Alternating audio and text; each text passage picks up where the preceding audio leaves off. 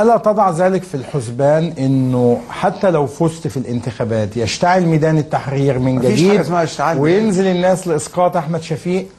القوات المسلحة في 5 دقايق ادت عينة أما تحب تطهر المنطقة بتعمل فيها إيه؟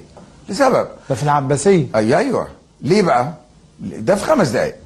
إذا أرادت القوات المسلحة بإيه؟ بتوجيه من الشعب.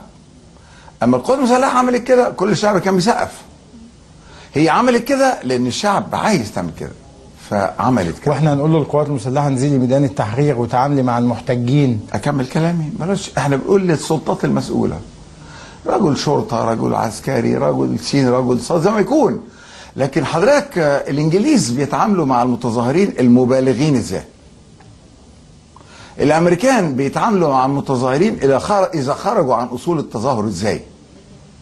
ولا احنا من عجينة تانية؟ ده احنا بنتلمس الأسباب عشان نشوف الناس دي عايشة إزاي. بيعملوا إيه؟ مفيش حاجة اسمها كده. في حاجة اسمها التزام، في حاجة اسمها دولة. بس ما بيتعاملش بعنف مع المتظاهرين. يا خبر أبيض! إيه؟ الصور جت والتلفزيون جاب. ده بيحميه وبيشيله وبيحضنه. ماشي، ابقى راجع تاني، ابقى اجيب لك الصور. ومع ذلك هذا ليس بأمل، هذا ليس بمطلب. انا بس انا عايز افهم اللي بيطلق هذه التصريحات الناريه، بقول له انت مش قد هذه التصريحات الناريه. ميدان التحرير سيشتعل اذا ما فاز احمد اذا اشتعل يطفأ الاشتعال، لان دي مرحله. هيطفأ باي اسلوب؟ يطفأ بالقانون. اللي هيشعل ميدان التحرير يطفي هو والميدان بالقانون.